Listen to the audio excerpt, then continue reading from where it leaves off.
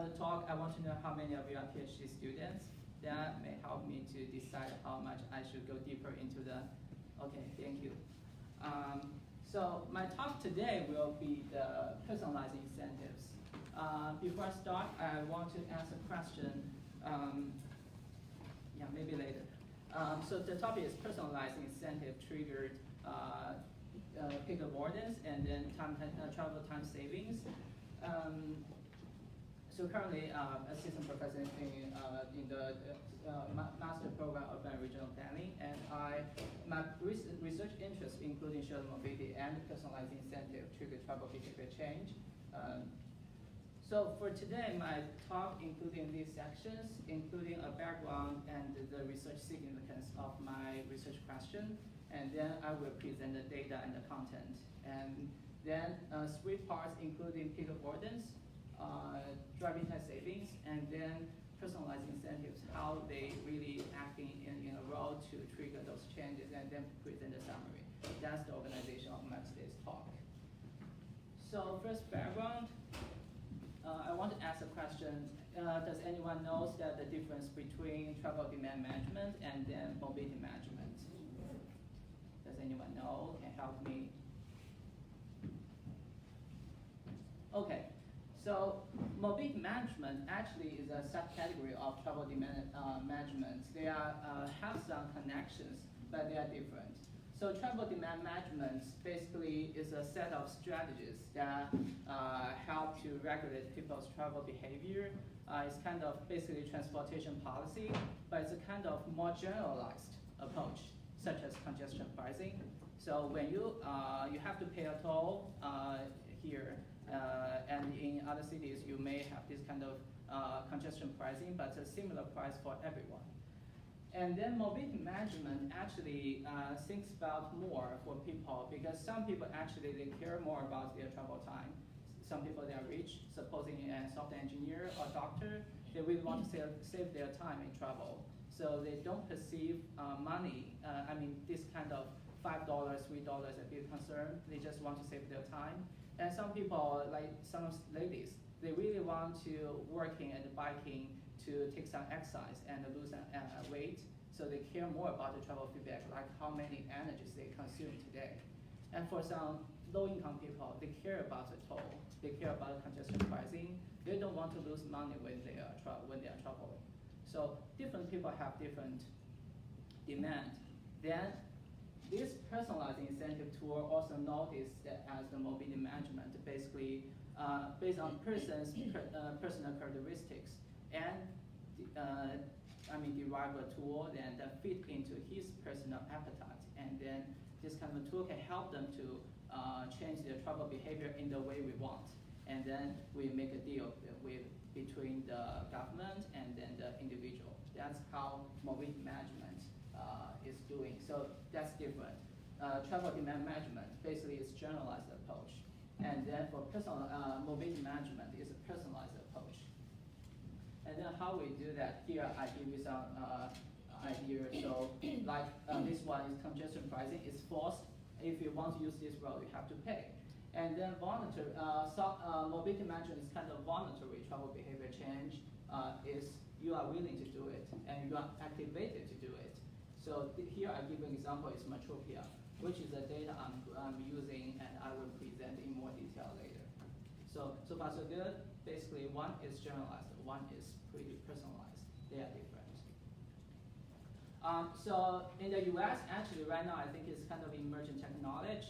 So here is a web page, and I can share these slides with Dr. Zhang and distribute to you. And you may search for this link and take a look.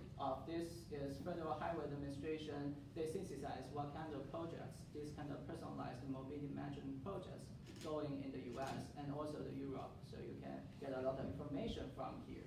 They have different summary on incentives. So here I present a summary for the different type of tools in the personalized incentives. The first one is real-time information. Actually, we have this for a long time. I think as long as we have like GPS, and then we have smartphone, each time actually we're consulting the Google Map they plan a route for us, and in case we did it wrong, and then it will detour and direct us to a new best tour based on the shortest path or minimum time, but for sure they have a solution for us. This kind of real-time information give us the traffic condition in the road network. And then the second one, travel feedbacks. This one is like the energy consumption and maybe the greenhouse gas emission produced. Some people they are willing to do this kind of pro-environmental behavior. They want to save energy and being friendly to the environment. So if you report, maybe they see some reduction in their gas consumption, they can be very proud of themselves. So this kind of travel feedback, no matter, like some lady, they lose weight, okay, I worked 10K steps today, I worked 20K steps today, they feel proud of that. And then this kind of travel feedback, they are very important for some people. And like for me, I have I signed for a medical insurance for significant diseases like cancer. And part of the contract is if I have to work for 10K steps each day, then I can get a discount for my medical insurance. This is one insurance I signed in Hong Kong. So basically, this kind of travel feedback are important to some person. The third one is rewards. It can be monetary and non-monetary. So like Metropia is doing, when you finish a trip, because they encourage you to not travel in the peak hour. If you travel in peak hour, you cannot get credits. But if you travel in non-peak hour, then they assign a credits, kind of rewards for you, and to help you to reduce the peak hour traffic. This is what kind of monetary rewards. And in some cities, they have this kind of free transit tickets to encourage you to ride transit. This can be also considered as a type of the monetary rewards. The next one is social networks. We all have friends, and if your friend is doing like working or biking or you're in transit, it's very likely if he asks you to work with her, then you may change your travel behavior. And your parents also, their behavior may have an impact on you. And this kind of network-based, they can be used for travel behavior change. This is the fourth tool. And the fifth one is the commitment making. You can sign up contract with a company and say, okay, for this month, if I carpool for more than 20 times, and then I can get some like 20% off then for the next month. And then this kind of credit can be used for future. It's kind of commitment making. The last tool, social marketing, is basically among these five, any combination of them is kind of marketing strategy. You can have 2 tools, 3 tools, or maybe all of them. Just pack them together is denoted as social marketing. That is different type of mobility management tools in the literature, and they sometimes noted as the personalized incentives. They are the same thing. So that's the background part I hope to cover today, and then we can jump into my research. So far, so good? Okay. So for travel behavior changes, these 4 types are the most common changes we can see. Mode change, like from driving to working, driving to biking, or driving to riding transit. Here I want to point out in the US background, from driving to carpooling, driving along to carpooling can be noticed as a mode change because it's really common in the real world and also help reduce the traffic a lot. So we consider driving to carpooling as a big change. And then for road change, like when you drive on the wrong road and then redirect you, and then on the new road, this can be considered a road change. And this is the topic I'm going to talk today, is the departure time change. So without the Metropia app here, you may plan regularly. You may think about, okay, I will be back home like 6 p.m. But the app may inform you, okay, if you travel at 5:45, you will save a lot of time, maybe 5 minutes or 10 minutes. And then you may think about, okay, why do not just leave a little earlier? Why do I have to really leave at 6 p.m.? So this kind of change you may never thought about in the future, in the past, because you don't have this kind of information. But right now it's possible. Just kind of inform you and give you some suggestions by comparing different time schedule if you travel. And then that's travel departure time change. The last one is destination change. I will not really jump deeper into this part, but like you can, if you go to Macy's, you can think about Macy's in the north, Macy's in the south. And it doesn't make a significant difference, but because of that, you can change. So that's travel behavior changes. And the application of this mobility management basically targeting for road congestion and greenhouse gas emission for energy saving. And in the US, actually congestion is a big concern. On average, each person lose around $1,350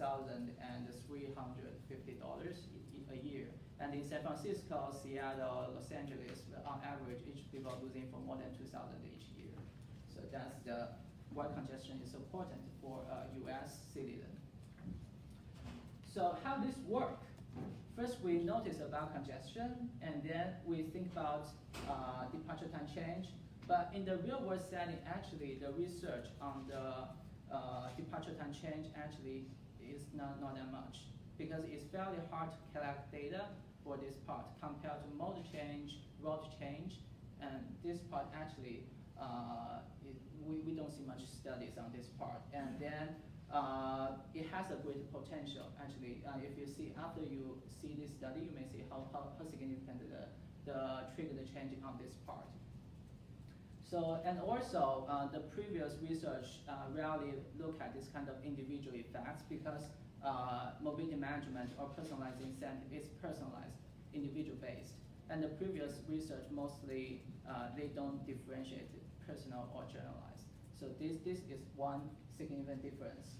And then also because of the mobile phone technology, they help me to have this kind of app that can inform person to make the right decision, and then we have more mobility options. And I think this can be considered as a pre-step for us to have the mobility as a service, because this is very individualized. So it's per service based. So that's part of the story of mobility service. And I think it will be adding shared mobility, personalized services, and then autonomous vehicle, we will have mobility as a service in the future. So that's part of the story. You may think about how significant this question is. Last part is about incentive, and I cover a lot. So that's the major component of my research. So this research, I also want to make some contribution to the literature. For the theory part, I want to apply certain behavior change theory to explain the finding. And then also want to test empirical value, how much it can help to reduce traffic. And among the different type of personalized incentive, which one is stronger, which one is weaker. And the last also apply some panel model to apply to my data, because like individual, actually my behavior today is highly correlated with my behavior tomorrow, and also highly correlated with my behavior in the past. So this kind of temporal autocorrelation has to be adjusted, and also for the individual autocorrelation has to be accounted for in my model. So that's for the methodology part. That's about the research design. So my following presentation will focus on these three elements. The first one is about peak avoidance. So what it is, I will explain later, and then driving time savings, and then the role of incentive in the whole story, we'll explain later. So in the literature, the previous papers, there's some discussion on peak avoidance, but not that much, and mostly they're based on the SP survey. So it's not really observe the data. And for this research, it's observe the data. I think this part contributes to the literature. And then for the second part, the previous research is mostly focusing on traffic, like the congestion reduction is at the system level. So rarely study has done at the individual level. So the personal benefits actually for this part is rare. And the last one is past research mostly focusing on personalized incentives on where rewards are like the coupons or maybe free transit ticket. How these things contribute to peak avoidance, focusing on the monetary rewards. Then the joint outcome of information, travel feedback, and then monetary rewards actually is rare. So So I think this part, I think my study is jointly evaluating several incentives, incentive tools together. So that's another contribution of my research. So now I come to the data. So data is supported by this app called Metropia. And this app actually is developed by Professor Yijing Cho at the University of Arizona. And this app now is operating at New York.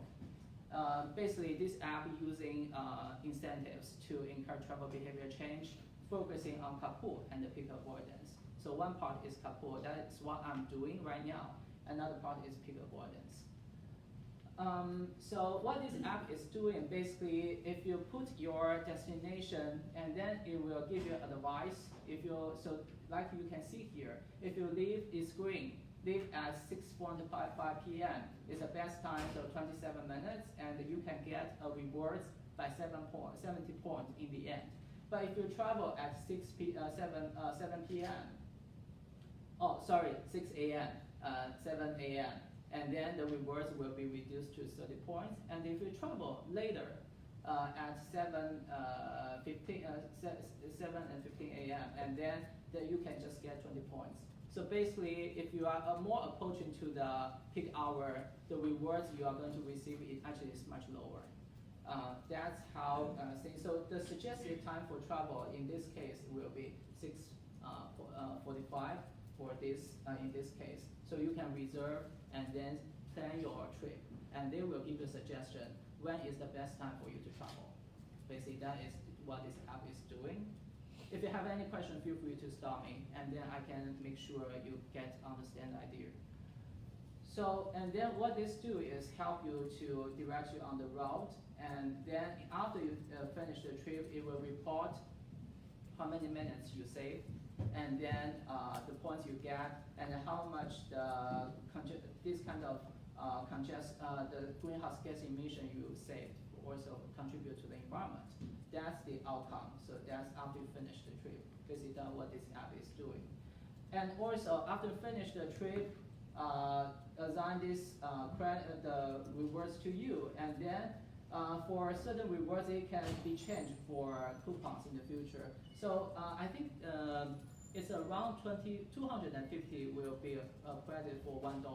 So like you finish 3 to 4 trips a day, and then you can get $1. And then, but that is changed to this kind of gift card. And also you can play a game. So this is the basic points you get. And after the trip you can play again. So if you get 10, that will in the end you can get 80. And then if you get a 20, then you get 90 in the end. So additional rewards by giving will give you by doing this game. So that's how Metropia is working. So as you can see from here, this curve shows you the congestion level in Austin, and then this one is how they assign the reward points. So this is like 8 in the morning. So at this point, you can see it's pretty congested, and basically they can only receive around 10 points. But if they travel just slightly earlier than the peak hour, they can get more rewards. Like here, they can get 100.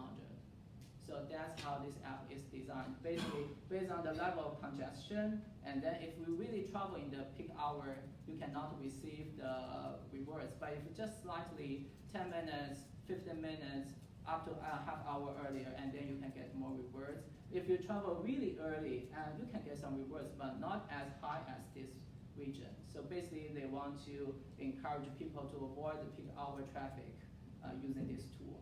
So that's how this app is designed. So right now, Metropia is only working in these only operate at these 3 cities, including Austin, El Paso, and Tucson. And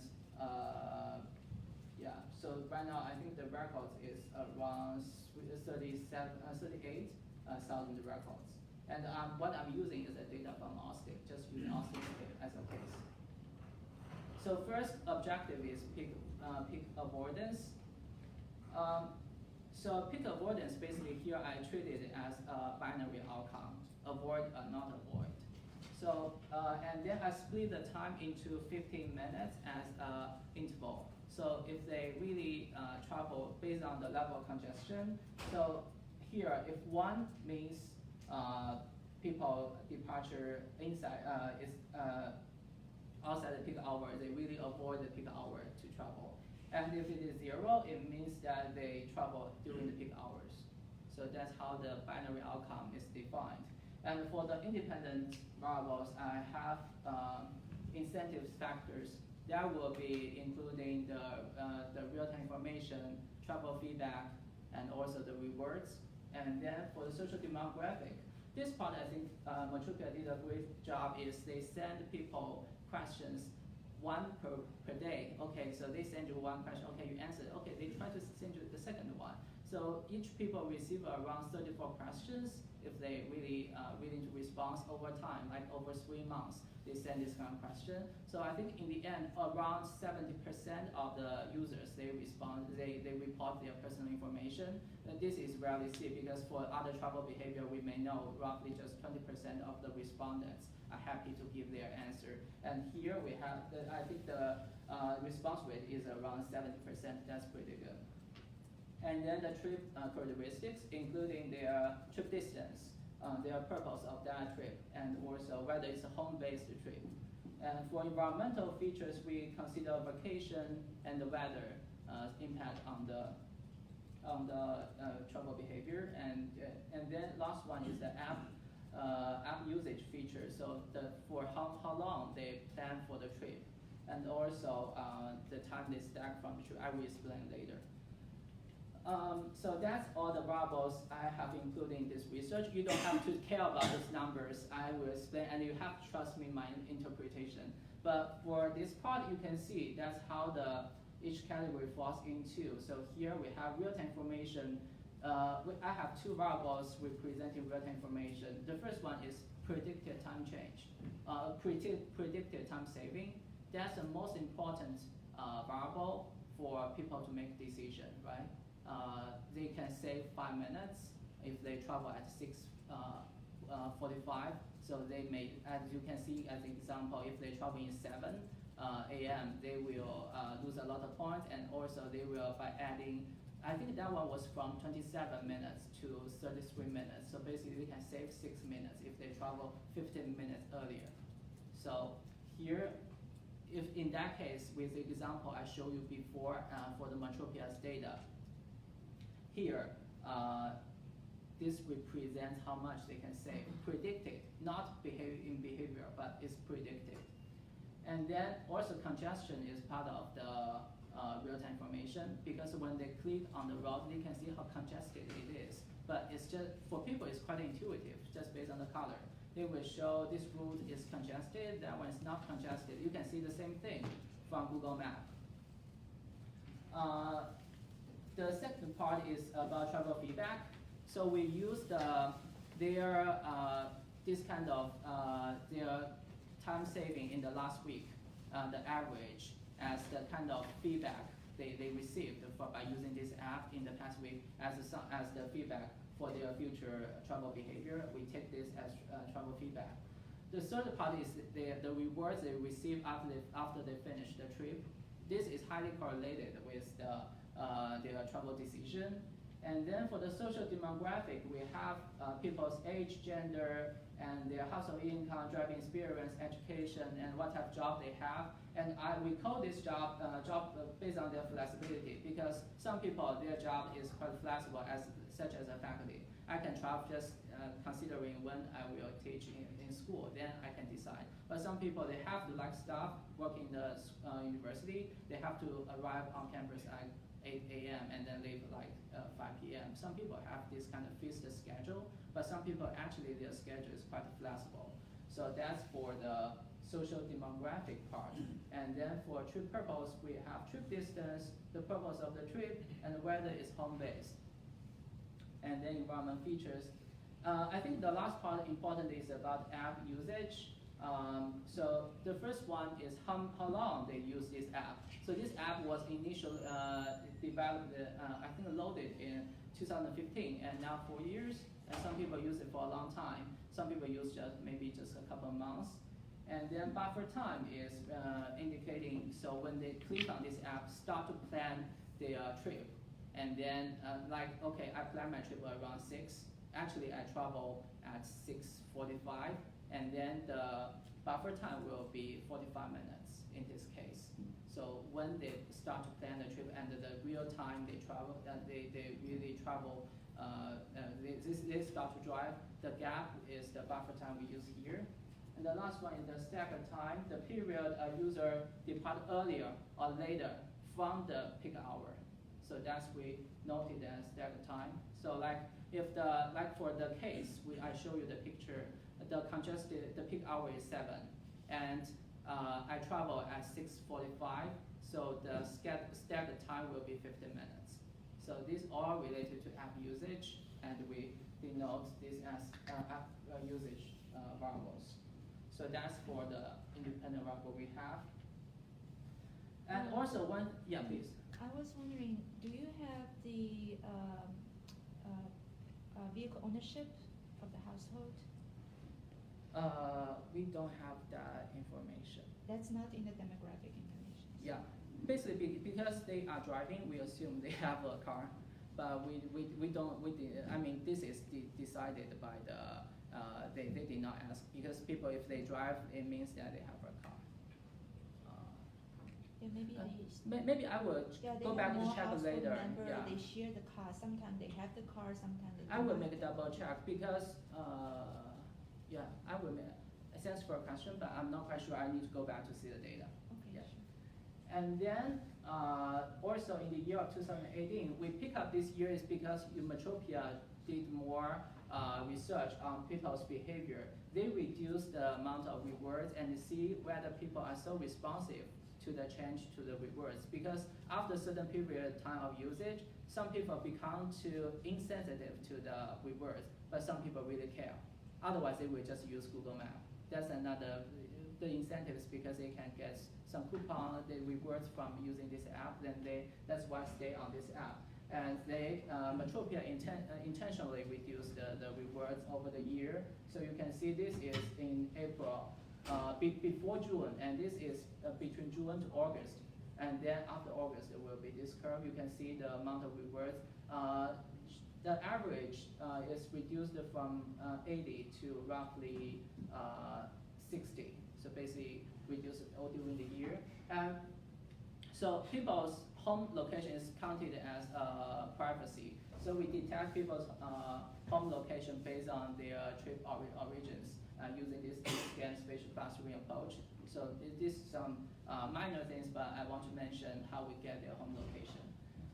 So as you can see from here, this is a descriptive analysis. For people that really avoid peak hour will be black, and if they not avoid peak hour, that will be the red, and noted at PA equal to 0.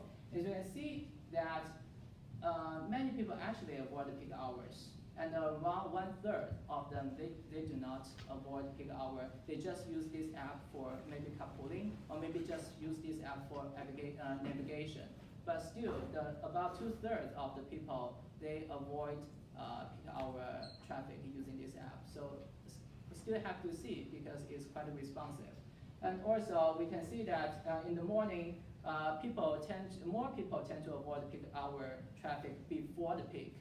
And then more people avoid peak hour traffic in the afternoon. They will after the peak, so they leave after the peak. That's quite intuitive and sensible, right? In the morning, we can plan the trip earlier. If we delay, we may miss our meeting in the morning. But for the afternoon, we may stay in the office maybe more minutes, and then we can avoid the traffic.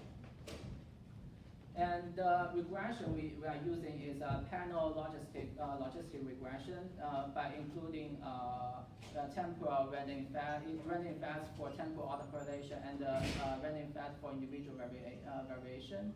And basically, it's binomial logic you are pretty familiar with, and I will not spend a lot of effort in this part. So for the outcome, you can ignore this part, but focus on here. The first conclusion we have is being informed with the predicted travel time saving, and also traveling, it shows a positive effect on the peak avoidance. It means that information really inform people to travel in the right time. And also time savings in the past week, we take it as a travel feedback. That helps people to change their travel behavior. So it's also positively correlated with their peak avoidance. The last one is long distance trip and the multi-purpose trip. They are not, they are negatively associated with peak avoidance.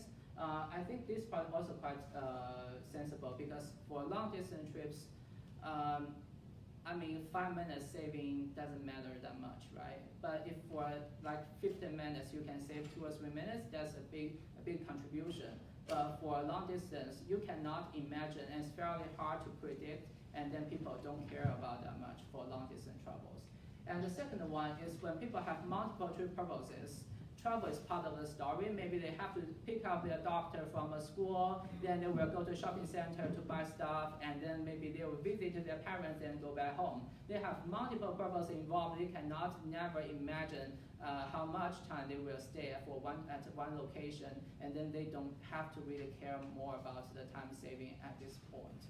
So that's for the third outcome here. Also, the fourth conclusion here is the home-based trips. So if they're starting the trip from their home, it's more likely they make a plan for the trip, and it's more likely to save some time for the trip.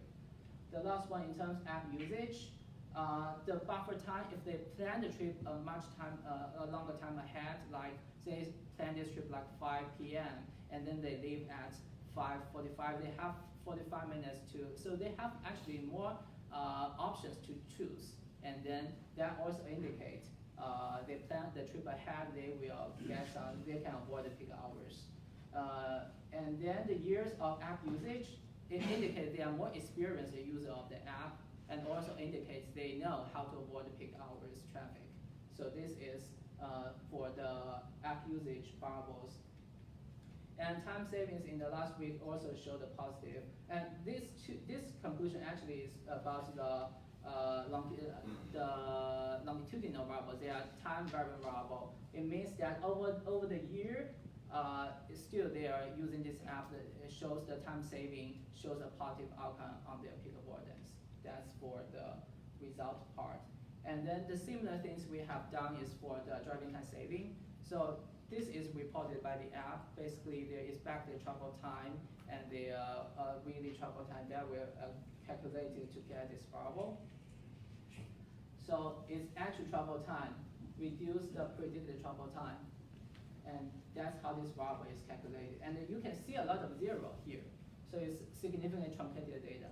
It's censored as 0, and so that's for the variable. And we also need to do over dispersion test and a zero inflation test for this, and that helps us to decide if we are going to use this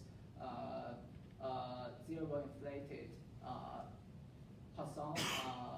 panel Poisson model. So here is a descriptive analysis. You can see the time saving change over the year, but it's the time saving is greater in non-peak hours. And for peak hours, the time saving is much smaller. So this is what this figure shows. And this is for the morning peak, and this is for morning. This is for the afternoon. So and it's monthly average and change into the 15 minutes interval. So we cannot show for per minute, but aggregate at the level of 15 minutes at the interval. So that's the descriptive analysis.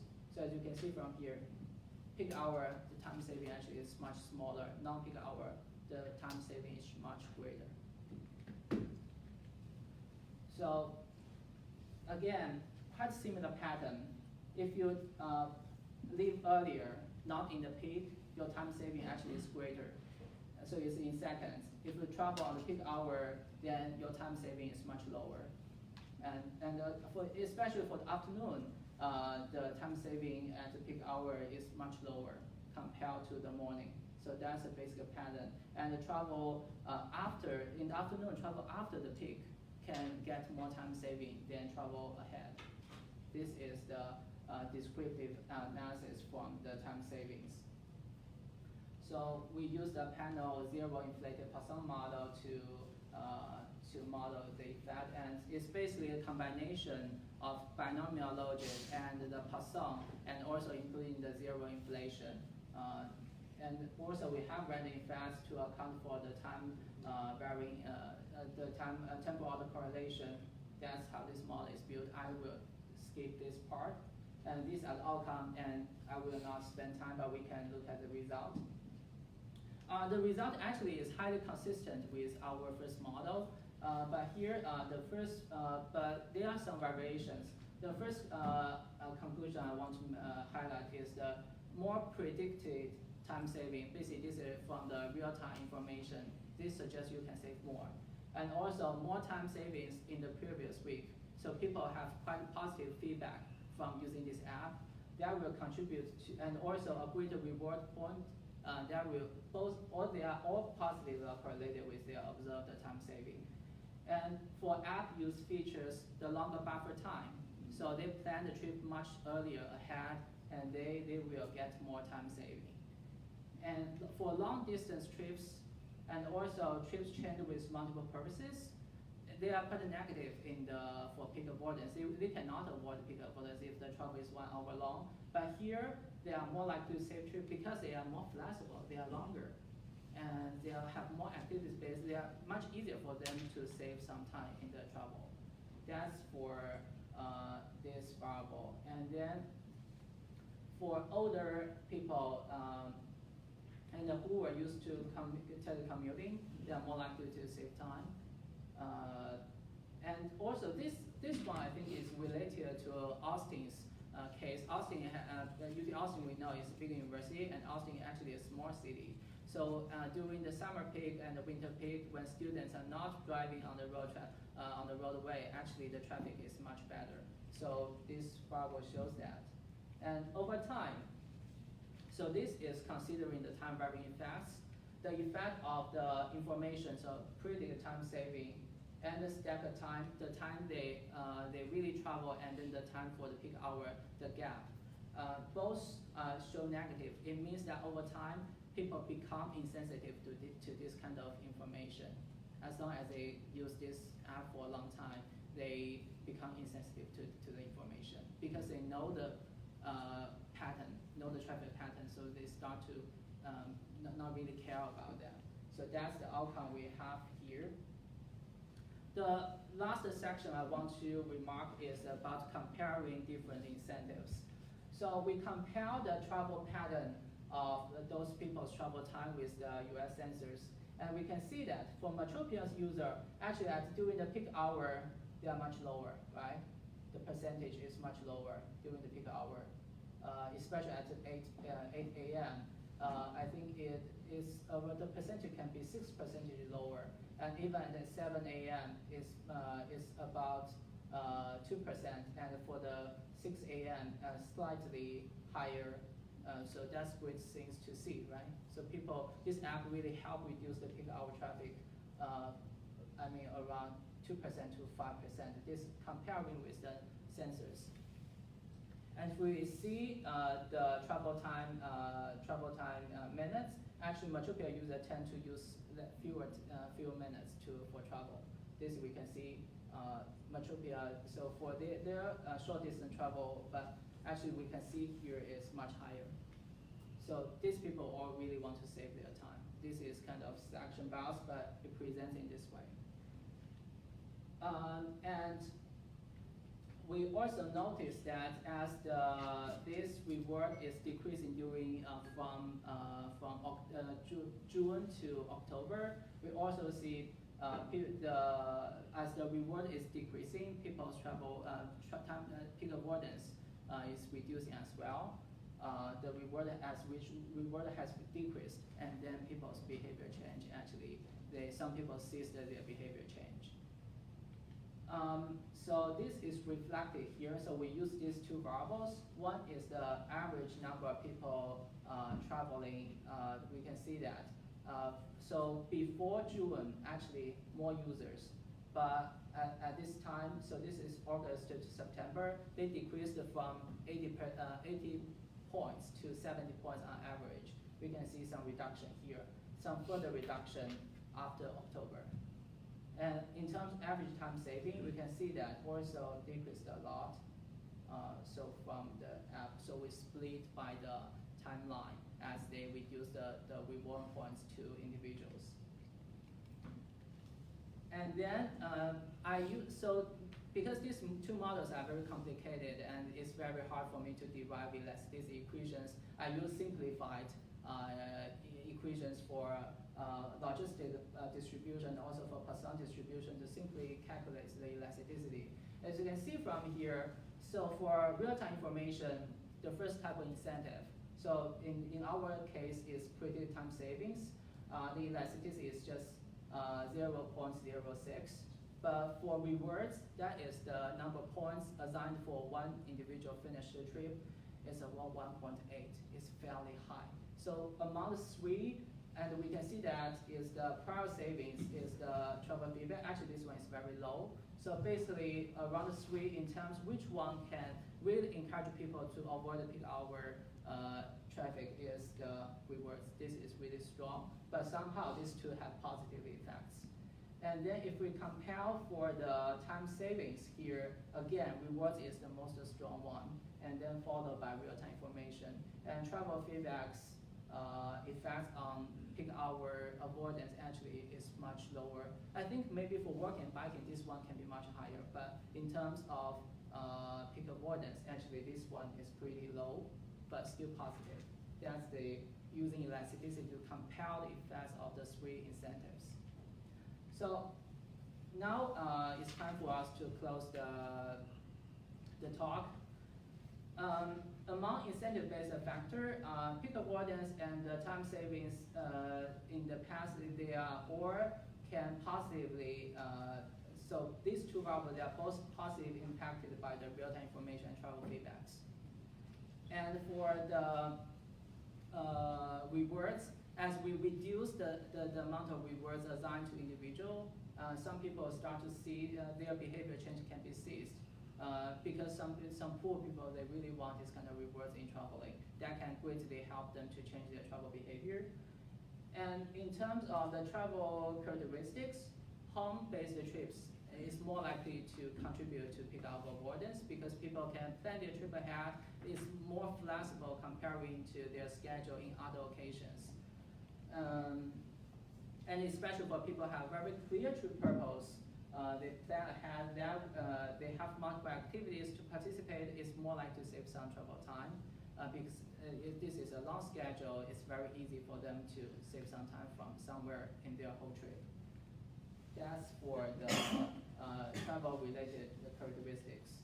And then for social demographics, we can only notice very little. Actually, this doesn't matter across the sample. So age and days working from home show positive effects on time savings and no effect on peak hour avoidance. And basically, social demographics means that the variation on peak avoidance is very small among different groups. So this is the conclusion we can make from this part. Because we have roughly 8 social demographic variables, but only two variables, they are significant in the second model. In terms of app usage, a travel plan, so indicated by the buffer time, the time before they click on the app, then the time they really make the travel. This indicates that create a positive effects on both the peak avoidance and then the travel, the driving time saving. And yeah, so, and also people's sensitivity to the information and also for the staggered time, the time that they have before or after the peak hour, actually they become not that sensitive over time as long as they're becoming more familiar with this app.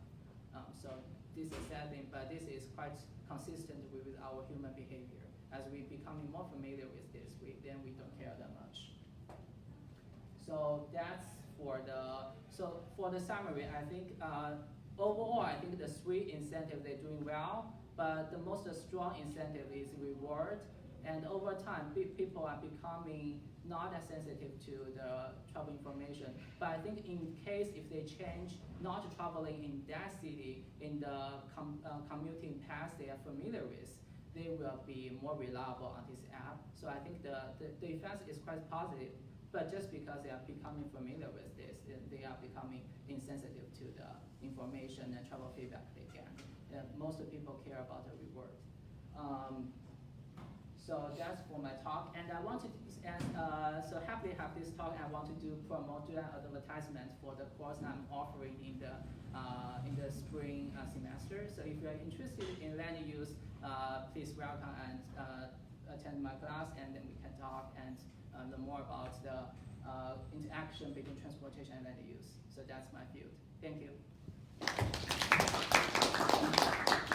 So these questions. Yes. So you talked a little bit about carpooling, but it's not in that app? That's another study. Actually, I just drafted a proposal about that part and want to do that work in the next year. So that would be something that they would add a way to carpool, and then that could increase Actually, right now they have incentives. carpool. They have carpool. So some people, so actually I want to explain more about the data. The three cities, as you can see here, one is Tucson, one is El Paso, and one is Austin. Austin, their income actually is much higher. They have technology companies.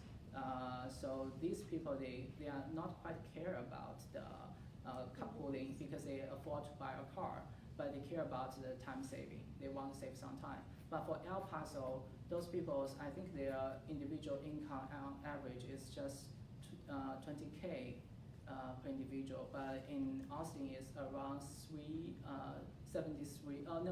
37. So it's much higher. So for poor cities, they are not afford to have that many cars. They care more about the carpooling. So I want to do that later. I think that's the reason they select different cities. But for this talk, it's just focusing on peak avoidance. So there are some bias here because people are simultaneously considering about carpool as well. And if people have carpool involved, then they may have more time delays, and there will be some noise in this study. Mm. But I'm saying like you could increase the reward where, you know, because carpooling is obviously even better than someone still driving along and just leaving at a slightly different time. Yes, but Metropia's case is, I think the idea why the government and also some investors, they want to fund this app is because you have to fund the transit, right? And you have to provide poor people mobility access. Why do not just using those funds? Also, this will help the low-income people to get mobility services. I think from the government part, I think that's their incentive. And in terms of some investors, they can do advertisement promotion here and then ask people to basically to making consumptions at their stores. So they get $5 rewards, but maybe they use more $20, $30 at their store. That will help them to promote their business. So I think that's an incentive why people want to do that here. So I think they increase the reward you mean for carpool part, but Metropia actually, I think because people will not have carpooling for free, they will pay some money to the driver. But this part is just Metropia is doing is try to initiate, help them to match, and then they can carpool together. And then how much they pay is based on their agreement consensus. But I think for certain people, as long as they are becoming familiar, because it's kind of neighborhood-based social carpooling, right? It's different from Uber and different from rental cars. Basically, it's community-based. As long as you have become more familiar with some people here, you are very willing to share a ride, and then the deal is based on their agreement. So Metropia doesn't. So they just provide a platform to help you to match the pool, but they don't get any money from here. So that's why the reason the rewards is quite limited here. So like for each trip you get 1 quarter, or 1 quarter to 2 quarters, I think around this level. Yeah, please. Very nice point. And I think the idea of Metropia, the app is very neat, and most cities should adopt that. My concern to your model, to your study is that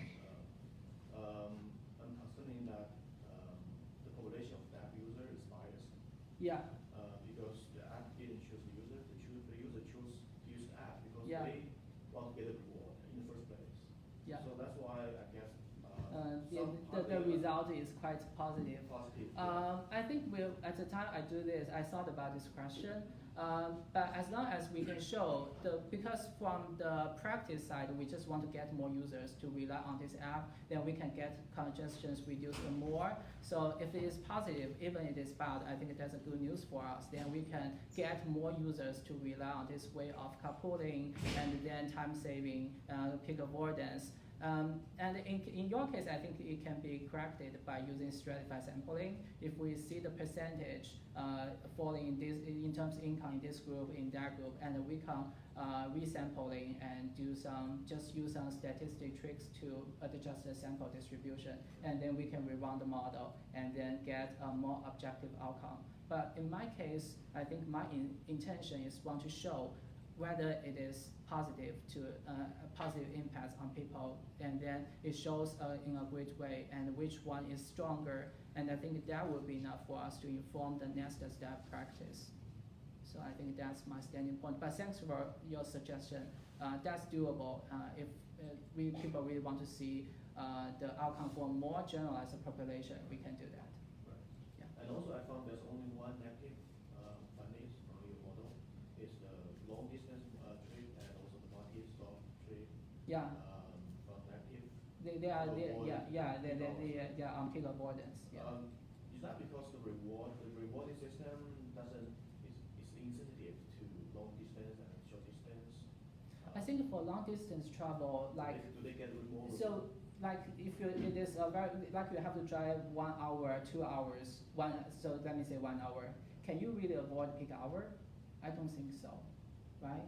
Somehow you have to be congested at a certain location, and then if it is not avoidable, then why do you have to care? And then for multiple trip purposes trip, okay, you imagine you may spend half hour here, but actually you may spend 1 hour here, and then this kind of 5 minutes saving is that important, then you may not think in that way. So I think that's the reason, but because the complexity of human activity, these are just my speculation. I cannot put them in the paper and the presentation. Right. Yeah. My point is that maybe the designing of the rewarding system of the app can be improved in future.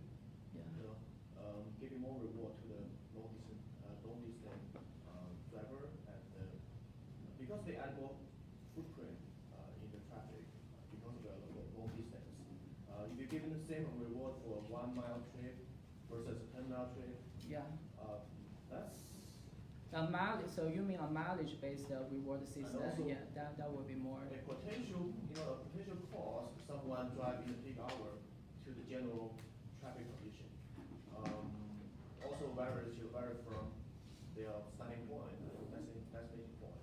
I think that's a very good point. So If they add more reward for those long distance trips, yeah. maybe they can. Yeah, that would be Yeah. quite encouraging for people to avoid peak hour, especially for long distance trips. And it's more likely they contribute more to the congestion. And for distant travel, actually, it's more like local, even intra-zone travel. They get rewards, but they don't really have the difficulty of congestion. So yeah, I think your suggestion is correct. But that will add in complexity for the app developer to assign a mileage-based incentive system. So yes, I have a question about the job flexibility and Yeah. also the multi-purpose. So intuitively, if in the household somebody has a job of flexibility, maybe he or she will be assigned more kind of tasks. For example, sending the kids to the school, go to the shopping to pick up something, etc., etc. So, did you look into the relationship between the job flexibility and Within the household. Yeah, and the multi-purpose trip? That Well, one is how many of them have the job of flexibility, and they probably show more higher possibility of kind of taking the multi-purpose trip? Yes. Are there any? Yeah, this part I think is the data limitation because like the house, they have this kind of household structure information, but we don't know who is his or her husband or wife. No. Yeah. Just look into job flexibility. Somebody said 1, somebody said 0, right? Yeah. And then you have. No, we aggregate like based on his type of occupation, then we aggregate. So if his occupation say okay he is a teacher, so we assume she has more flexibility because teacher usually they just. Oh, that's not the response from the user directly. From the user, they report their employment type, and then we aggregate as 0 and 1. Okay.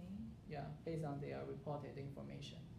So basically, it's more of occupation category. Yeah, but we basically change multiple response into a binary outcome. Mm-hmm.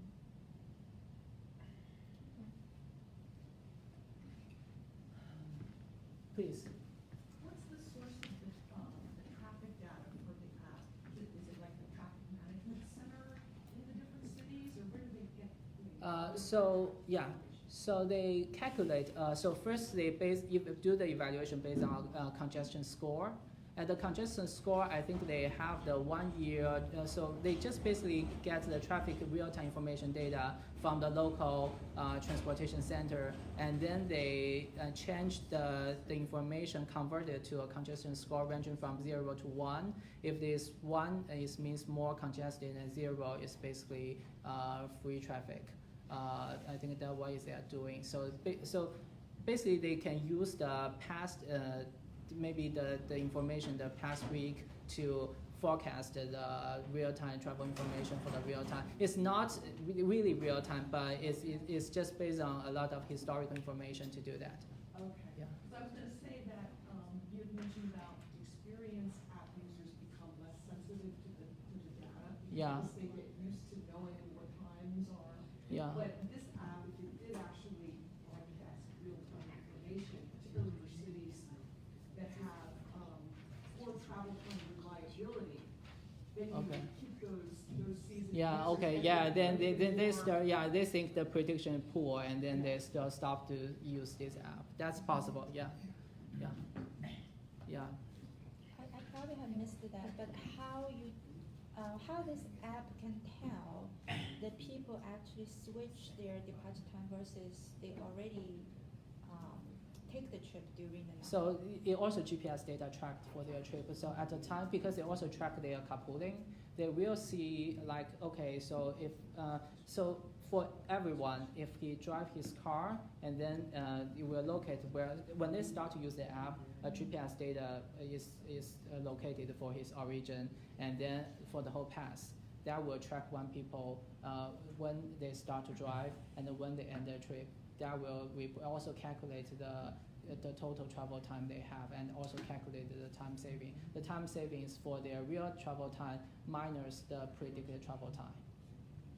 Yeah, that's the time saving. What I'm saying is some people, they just go to work very early. I mean, naturally, they avoid the congestion. Yeah, then they just kind of use their privilege of their job commuting To time get the to get the points. points. Yeah. Yeah, but what I'm saying is actually you can track the data to see how consistently Yeah. they make the trips. Yeah. And then I think there's a way probably of